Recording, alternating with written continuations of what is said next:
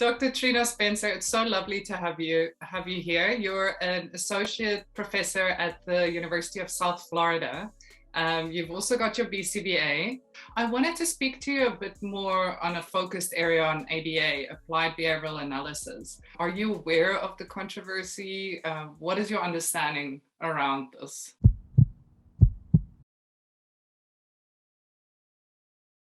Very, very aware.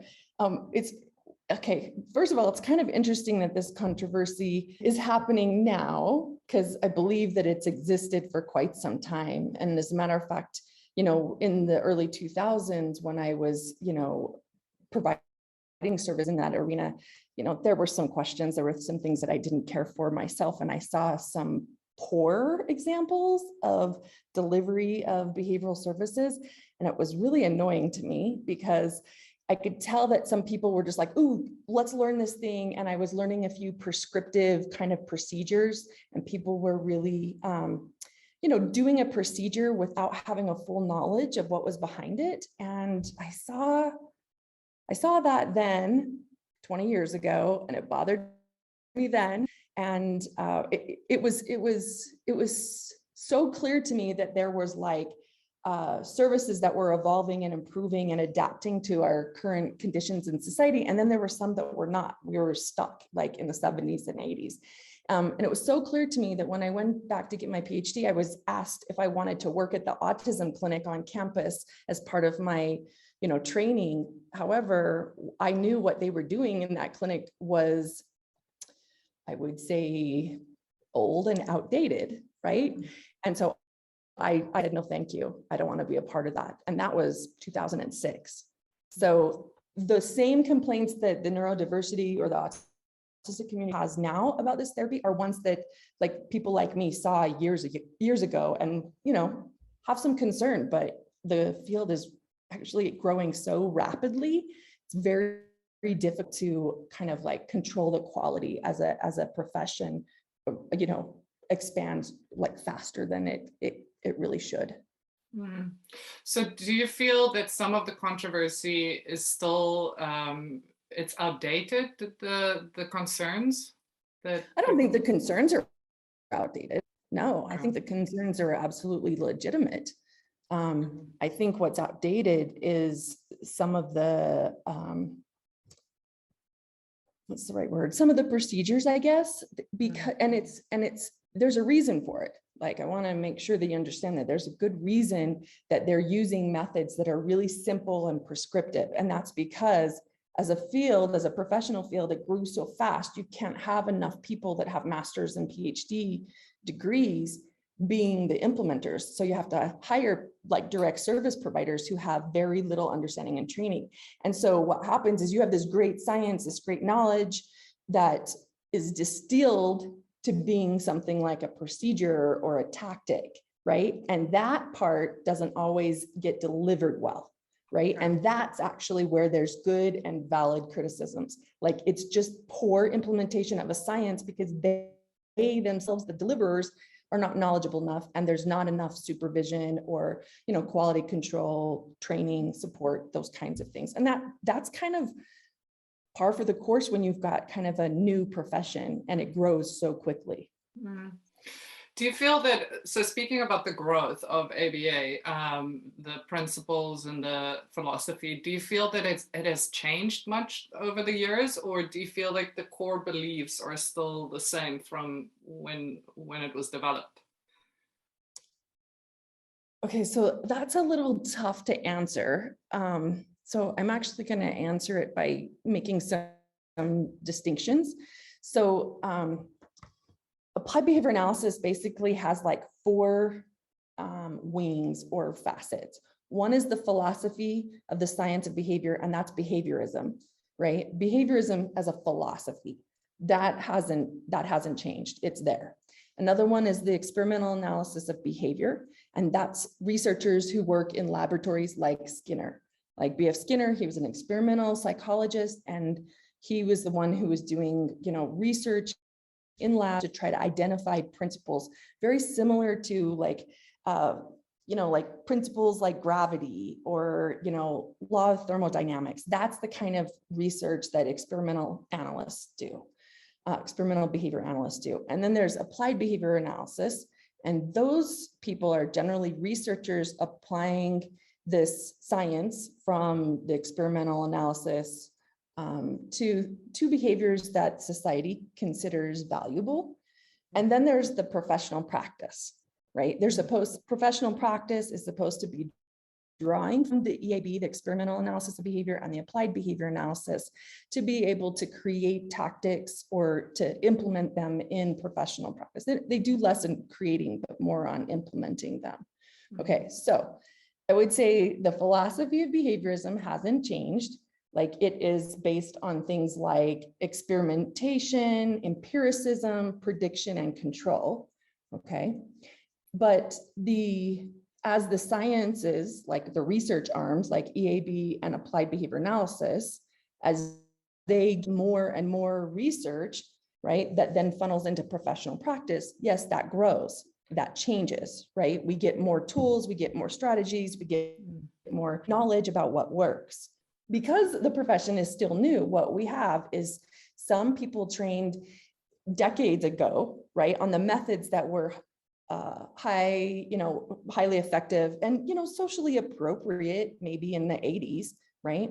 And we have like a huge group of older behavior analysts who are continuing to teach those kinds of things to the younger generations. And so, like with all professions, it changes as like the cohorts change over. Right. And I think what I'm seeing in my field now is the younger cohorts are very, very aware that they need to be more critical in their thinking about their practices. And I also think they're more collaborative, they're more disciplinary, they're more accepting and tolerant and, culturally aware. And so I think we're going to see a lot of great changes. I'm worried that the industry of ABA therapy, by the way, I really do not like that term, ABA therapy. I've never liked it, never, ever, ever, because it almost makes it sound like applied behavior analysis is a therapeutic procedure, which it shouldn't be at all. It's the science of behavior. And then what you do in a therapeutic context are tactics derived from that science.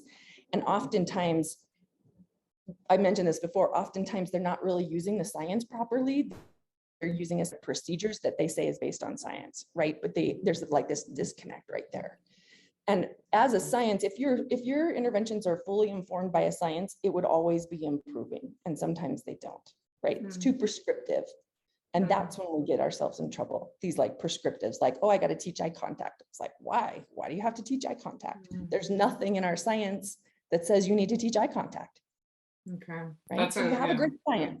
Yeah, you have a great science, but what you teach, goals you select, what teaching procedures you use should be informed by the clients you have in front of you, what's considered socially significant and important currently within this environment, within our society. And I think those are kind of some of the skills or repertoires that not enough behavior analysts are learning. Right? They're learning prescriptions and not enough of like how you create a good treatment plan on the strengths and needs of your client, how to incorporate family input, how to be culturally responsive, and look at treatment outcomes such as quality of life and acceptability as opposed to just your data sheet. Those are skills that I think we're seeing, but not enough of. Yeah, I think I know that you raised a lot of good points there, because when I was an ABA therapist, that was not the case. It wasn't the case that we were really encouraged to work with other professionals. We were actually encouraged to do the opposite. So I would highly recommend ABA therapists to work with the clients, first of all, and see what their strengths are and interests and work on that. But also to work with occupational therapists and bring in, goals from school that are relevant to the teacher, to the parents, to the child, to the client, and OTs and speech therapists, and not just like you said, the data sheets, and following the discrete trials that is so important for some ABA centers. Yeah, well, just like let's just talk about the discrete trial teaching right now. Like that has become synonymous, and it has been for years and years, of like ABA therapy. And partly that's because people without much training and expertise can do it, but it's become very prescriptive, and it's the easiest thing to teach somebody who doesn't have like an advanced degree in applied behavior analysis. However, that's not even close to the whole of the science. If you have somebody who's really skilled, trained in applied behavior analysis, and lots of experience with at least a master's degree, they are unlikely to be doing discrete trials every day, all day, because they have much more of the science at their disposal, right? You can see it's kind of like a professional development issue.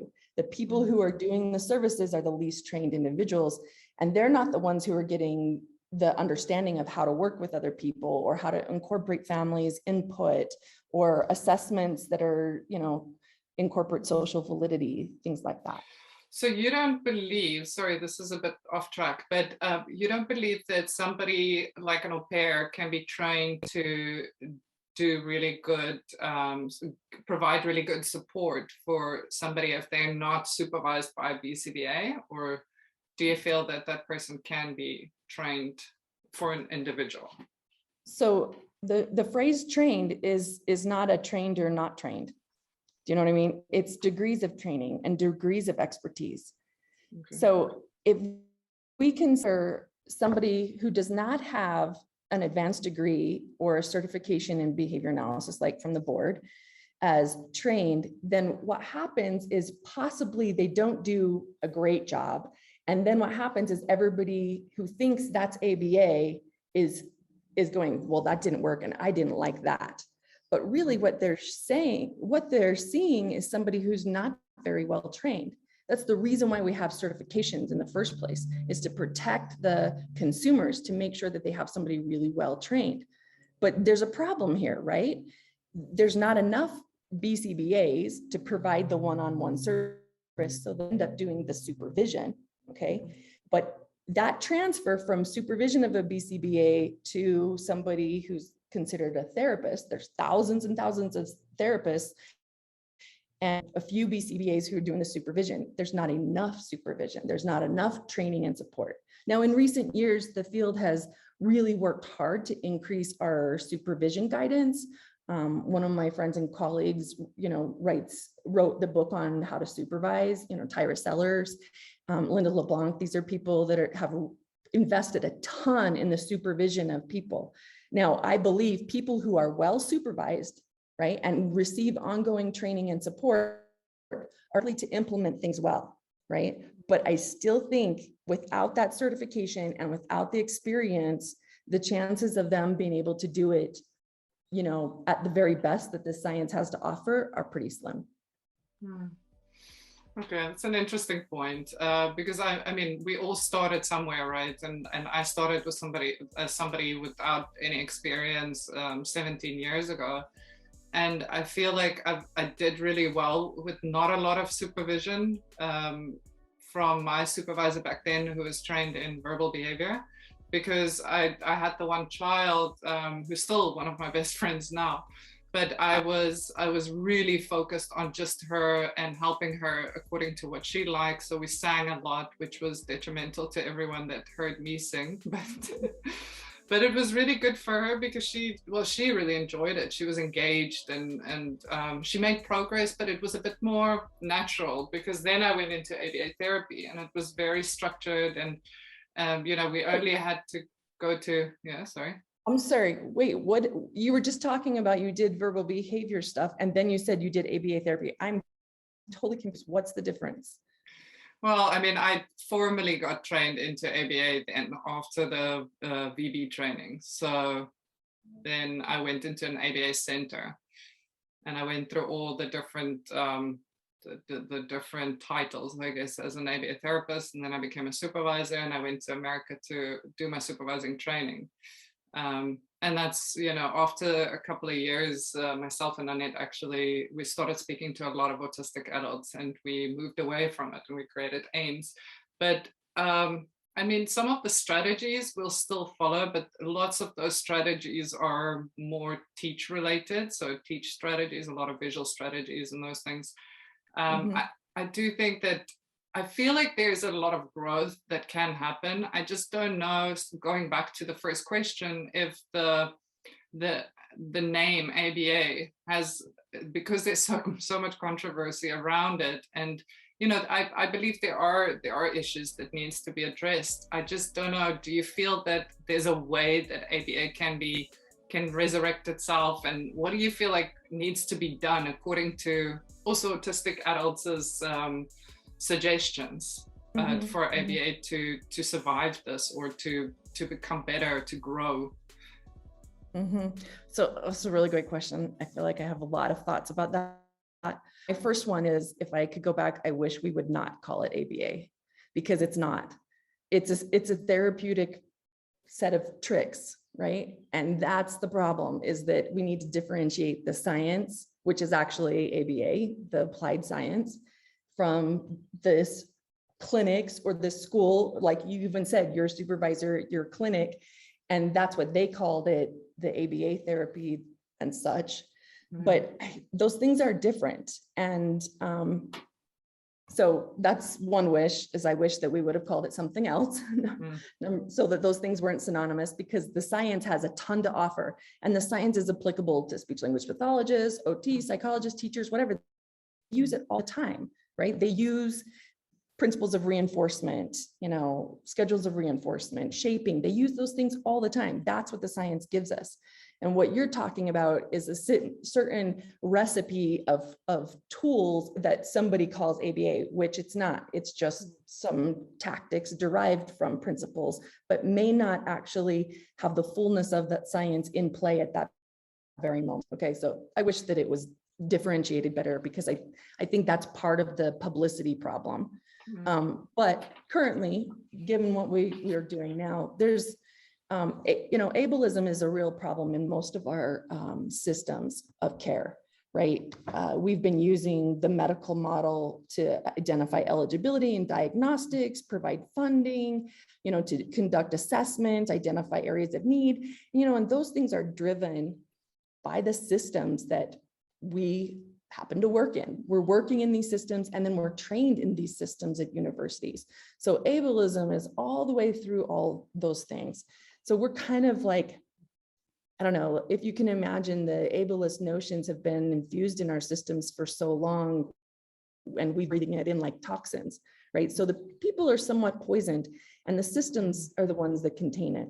So I kind of think of it this way, that ABA as an entity, I'm not really sure what that is, but it's just a big system, right? And the way you change systems is you change people's behavior. And you have to start with like one professional at a time, then it goes into 10 professionals, then 100, and then 1,000. And I believe people can change, right? People can change their behavior. When they learn, they go, oh my gosh, I never even thought about it that way. I didn't mean to do that, right? People are good people. They are genuinely thinking that they're doing right by children, right? And somebody along the way have told them that this is the right thing to do, you know, don't listen to those haters, whatever, which is a problem, right? But still, I mean, I've been told that 100 times, yet I'm still asking, wait, how should I do that? What would you like me to do? Tell me how to do that differently. So some people can change their behavior.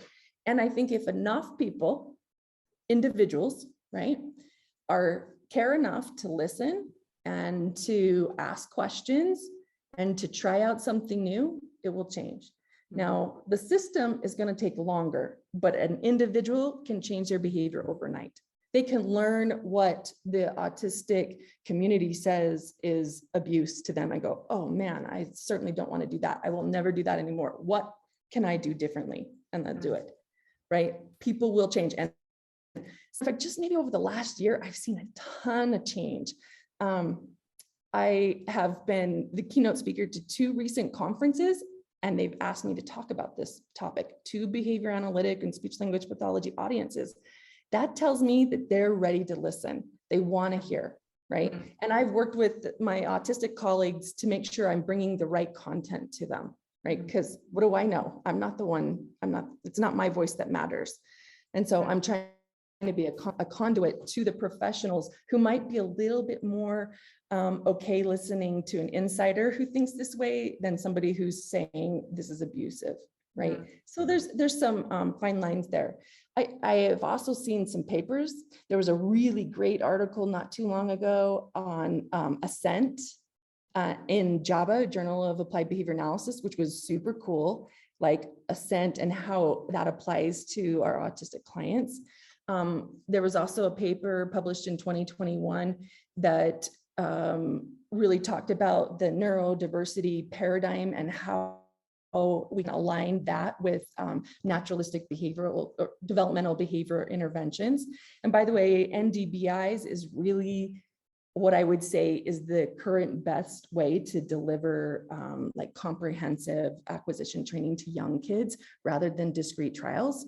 Really takes advantage of the natural environment. It's developmentally appropriate and developmentally aligned. It is still behavioral, but it doesn't come with like sitting knee to knee with the kid and forcing the kid to sit at that table, right? And NDBIs are pretty much everything that I did, and I taught that to my staff when I was doing services this way. And those can be taught and trained really well. There's a lot we can do. Yeah, I think these conversations are important because I feel like sometimes a lot of people are closed off, and I'm talking about professionals and also some of the autistic community or autistic individuals saying that they don't want to speak to ABA therapists, and ABA therapists saying that they don't want advice because they know what they're doing. And I think that once we start having these conversations, then there's a way forward for all of us. Because I was speaking to Professor Simon Baron-Cohen the other day, and he was saying that he paused his current research project, the Spectrum 10K, because he wanted to start speaking to autistic adults and individuals and ask what was it that bothered them and what are their fears for the study, and really going through them one by one, which is amazing. So that's something that I was excited to hear about. And I do think that the studying autism is important, and I believe in science. I did see it from the other side though, and that's why I'm asking you the questions. I'm kind of putting you in the hot seat. But going back to reinforcement, because this is a question that we often get from parents and also from our neurodivergent individuals. Would you say that working for a reinforcer would motivate somebody intrinsically? Or do you feel that there's a different way of bringing in a reinforcer, or what is your thoughts around reinforcement? Yeah, so first, it's a somewhat loaded question, and I hope I can, it's okay. I hope I can piece the right information that you need. First of all, the definition of reinforcer, right, is a consequence contingent upon a behavior that increases the probability of that behavior occurring in the future or maintains it, all right? So anyway, the intrinsic, whatever that you're talking about, that intrinsic motivation, that will also be defined as a reinforcer if it maintains or increases the behavior that it's associated with. Okay, so right there, those are kind of like definitionally not different. But I think what you mean is like somebody delivering some sort of contrived reinforcer that is not inherently associated with the behavior that they're engaging in. Is that right? Do you think that's what you mean by that question? Yeah, I feel like most of the parents would ask us, and also, like I said, the autistic individuals would ask us, why are you not including the reinforcer, whether it is your motivation, which should be the case, I feel like, or if it is like a child that is really interested in Spider-Man, for example.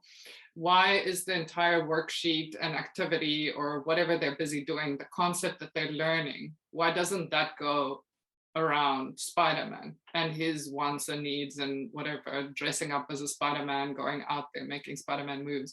Why is it rather work for a while and then you get a reinforcer? Because that is really how ABA is applied. Okay, so remember I told you that there were things that really bothered me? That's one of them. And I'll tell you, I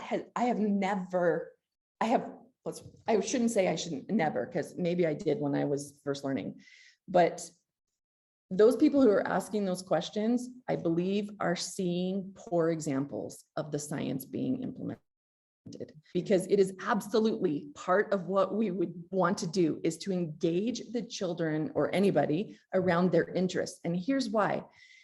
From a verbal behaviors perspective, you have this training, so I'm going to tell you this. The natural expected reinforcers of a command or a request is to get that specific reinforcer, whatever it is they're asking for. If it's something like, tacting or listener behavior or an interverbal, these kind of, labeling or having a conversation, the natural reinforcer, what actually maintains it, is what's called generalized condition reinforcement, things like attention, approval, kind of social things, right? Social reinforcers that are the child didn't necessarily request it, but they get it in the conversation, right? We maintain a conversation and we talk about something because we get attention for doing it. Now, those are the natural reinforcers, okay? As a behavior analyst, somebody skilled behavior analyst, they should always be working under those natural conditions, always. So you want to engage somebody in a conversation, you want them talking about things that they're interested in. Now, to the extent possible, you would engage in intrinsic kind of motivation or the things that they're naturally motivated for. Now, the trouble comes along is sometimes, and this is part of the autistic traits, is that they may not be interested in anything, but yet still need to learn something. So it then is, it's really dependent on the skill of the therapist or the BCBA to integrate that in a way that is going to be more engaging and interesting. So if we then, rather than going the extra mile and doing the difficult thing of trying to find something that is going to be more naturally engaging and contextually appropriate, oftentimes you see, and this is exactly what I would complain about, is that they would use some sort of edible or some sort of like, some sort of contrived reinforcement that was unrelated. Yeah, or like a really loud, good job, or high five, where a child is quite sensory sensitive. I just wanted to go back to what you said. If a child is interested, because we do find sometimes kids are not interested in what we feel would maybe be typical for other kids their age. But if they're interested in looking at something on the side of their eye or spinning a wheel, would an ABA therapist consider teaching them around that interest, or is that something inappropriate? That's a really good question. I think that it would probably depend on the individual. I can't imagine somebody saying, like, this is standard practice, we do that. I think it would be, somebody who's really striving to be anti-ableist might do that because they're trying to incorporate the child's strengths and interests, right? And it's a STIM that's safe, right? It's not harmful. So, why can't you let them do that? But that's kind of a new idea, right? That's a new perspective. I think what is challenging is motivate. So some kids, the reason why they're in therapy is they're difficult to motivate. And it's too easy to use these contrived reinforcers and things that are unrelated.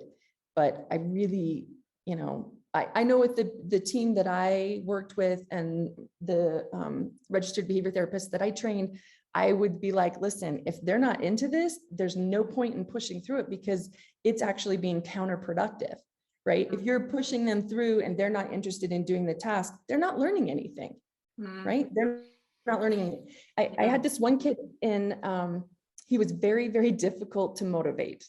He would rather be left alone, didn't really care too much about social interaction, very difficult. And would be, he would withdraw with demands, and I was very, gentle on the demands and stuff like that. And so I would do everything I could to like make things interesting, exciting, use all the things that he would like to, and I would get him to come to me, right? That's another thing.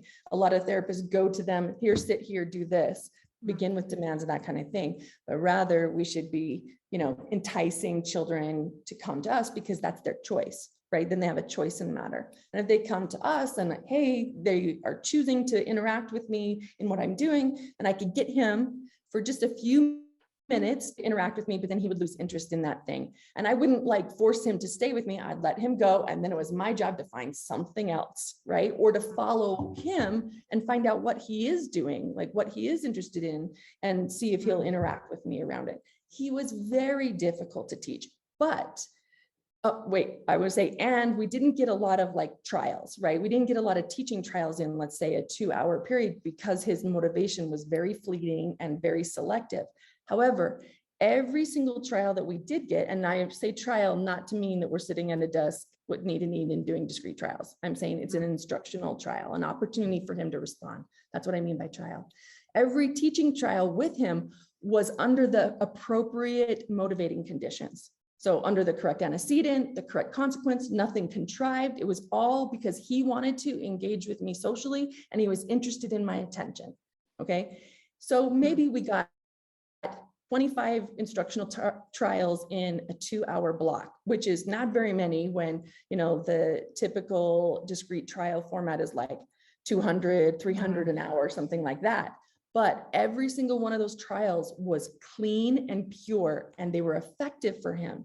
And this child, while it wasn't as many trials, they were good trials, which led to spontaneous generative language, which is what we're really after, right? But if you're not trained very well, you're thinking, I got to get 300 trials in this hour, and you're just going, right? Like that's problematic. Kids hate that, right? That's torture. That's the torture. I think it's a balance, right? Because if you're trained, you would want those trials. So we often see that if you're trained really well, then maybe not. But if you're trained in ABA, you want to get those trials. I remember my supervisor telling me that. Except if that's only the case if the child can be motivated for that many trials, right? Yeah. Because they're who can like, they have a wide range of interests and can get through a lot of trials and still engaged in natural reinforcement, that kind of thing. But then there are others that just can't, right? But you can do other things, like with that little boy, when he wasn't engaging and we weren't doing teaching trials, I would read books to him, right? Which was still productive, even though he wasn't necessarily talking back to me. So sorry, I interrupted you, Carla. No. I'm just thinking, I was speaking to another autistic adult the other day, Stephanie Bethany, and she was just saying as well that she wouldn't expect another 4-year-old to do 40 hours of therapy. And that I fully believe in that. The kids that are in 40-hour programs, it's too much for them. And I've seen the after effects too. Like we went to go visit kids that were in ABA for 40 hours for 5-6 years, and honestly their language isn't as generalized. It's a very robotic conversation, and that broke my heart, because this is, and I mean, you can say that it's bad ABA, but really, like, it's the top people from America that came down and did supervision and training and constant supervision. So that's where I lost faith in ABA, because I was like, okay, no, this can't happen. So I think you just hit the nail on the head, that there are still top people in the US who are recommending these 40 hours a week kind of thing. But let me just tell you that I would be absolutely suspicious of that, because they're likely recommending something that's putting money in their pockets. So there's a conflict of interest, right? And I never recommended 40 hours a week for these young kids with autism. And remember, I was a school psychologist who did these evals. That's how I started working with kids with autism. I did the evaluations with young kids from like 2 to 6 years old for many years. But then I was like, dude, I want to actually teach them, and I want to do it better than what I'm seeing these other people do. And I would never recommend more than 20 hours a week, because they simply don't need it. What they need is nice, quality, clean instruction under the proper stimulus control, which is the motivating conditions. So like the proper antecedents, the proper consequences in a naturalistic, very meaningful context. That is 20 hours of that, or even 10 hours of that, is more powerful and is more productive than 40 hours sitting at a chair. And it is pure torture. One of the states I used to work in, this is where I had this business where we did these, it's called comprehensive, which is like a NDBI kind of approach, or discrete trial approach. Most of the providers in the state were doing discrete trials, and they would always recommend 40 hours a week. And our company never did. We would go somewhere between 10 and 20, and our kids were like, their growth was like off the charts. And I was getting called in for cases, special high profile cases in the state who had been through court system and stuff like that, because guess what? Their kids looked like them. They'd done 5 years of discrete trials, and they were robotic, they were tortured. It was horrible, right? So the state actually calls our company and says, what's going on? Why are you guys the only ones who aren't, recommending 40 hours a week? And how do you know how many hours to give them, right? I mean, I'm not going to go into the detail of how I know that, but it's, I'm telling you that story to show the distinction that we were getting better outcomes with fewer hours than other providers were who were doing 40 hours of discrete trial. Yeah, that's a very important point. And I think parents should know that when somebody recommends 40 hours, that doesn't mean that they need to do 40 hours of any therapy, of anything really. And also, I think that parents, like we do a lot of parent courses, and we're trying to help parents to see their inner guru come out as the experts, because they are the experts. And I've also seen many ABA centers, but also other professionals that would say, no, your child does need this. Take out a second loan to or mortgage out of your house. And that really frustrates me. But me too.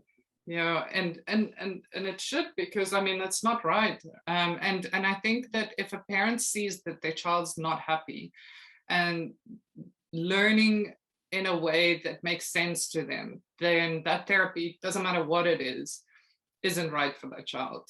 And it might be the therapist, but they need to re-look at it. I totally agree. I wanted to ask you, when you work with neurodivergent individuals, whether they're diagnosed with autism or SPD or ADHD, what would you say is one of your top goals? Like what do you strive for with that individual together?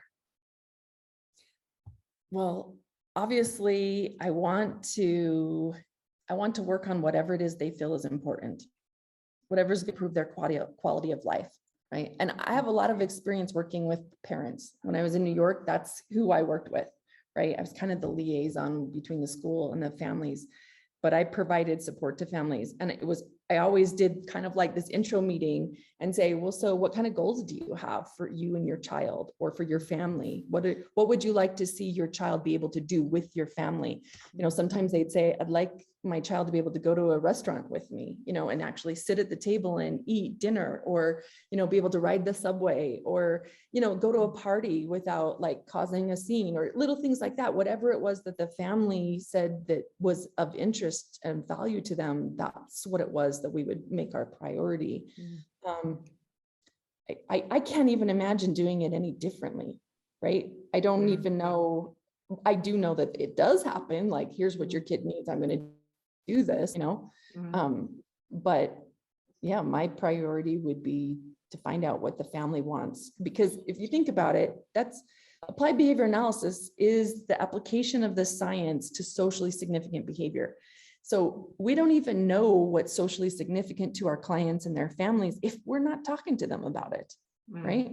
I do think that our field, or the implementation of the practice of ABA, has really lost that social significance piece, because we as professionals are not the arbiters of what's socially significant. It's our clients and it's the families.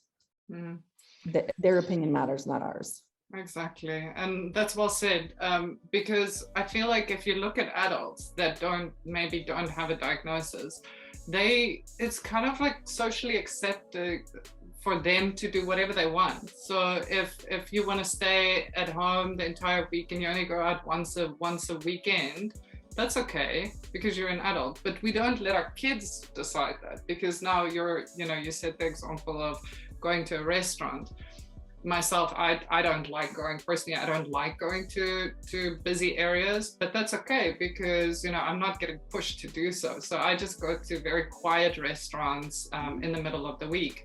but then that should also be part of that goal, where it says, okay, our child is, and I think there needs to be there is a bit more of a focus on sensory needs, but if our child is really sensitive to sensory needs, then giving them those accommodations of noise cancelling headphones, going when it's quieter, asking them if they want to go, giving them that autonomy again, so that they know that they're respected. And I understand that, a lot of kids would say, no, I don't want to do this. No.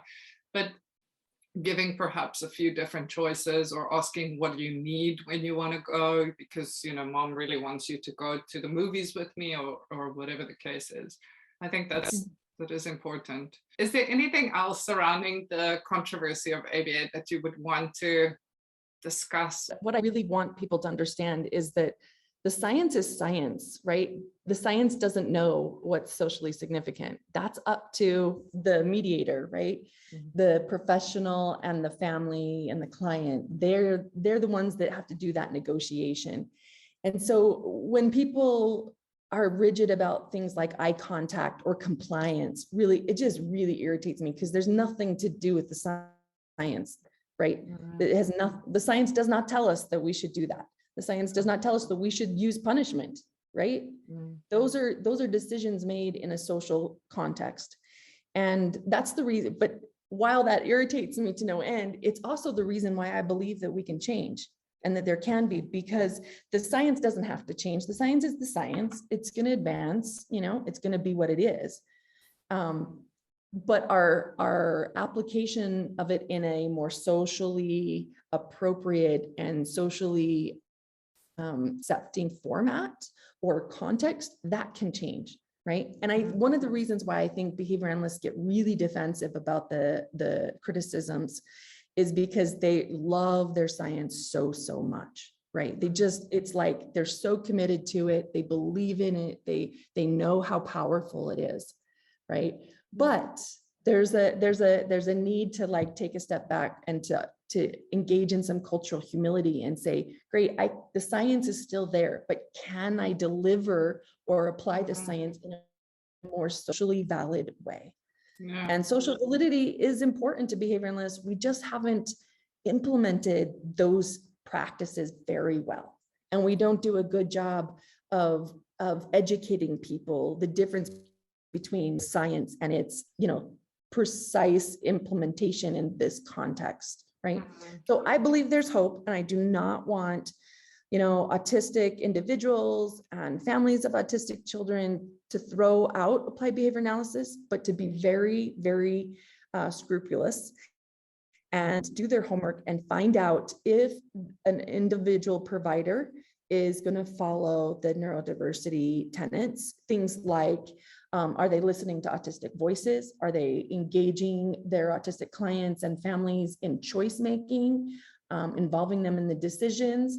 Are they using things like punishment? Or are they addressing goals that like eye contact, anything that would be camouflaging or masking of the autistic traits? Are they assessing strengths, right? You want your provider to honor and respect the strengths and leverage them in the therapy or in the services, based on their interests, like we were talking before, the naturalistic motivations. And then are they asking treatment acceptability questions, which is an ongoing thing. Don't just ask it once or at the end, once at the beginning, once at the end. No, you should be, the provider should be asking those things all along. So, for autistic individuals and for families, I would ask those questions, find out, because if their behaviors, their practice can align with the neurodiversity paradigm, the science is very powerful and it could benefit those kids. And I don't want them to miss out of something that's very empowering, right? Yeah. Well said. Yeah, I think if there's a person behind the science, that would be good, because I think sometimes we blindly follow science without actually looking at the person in front of us, and that's very important. And like you said, it's tools that we're using. Thank you so much. Thank you, Trina, for the chat. It was really interesting. I feel like I can speak to you for hours on end about this, because it is a very hot topic and controversial, and I do have other things that we can talk about, but maybe in our next conversation. All right, sounds good. Thank you, Carla. I appreciate the time.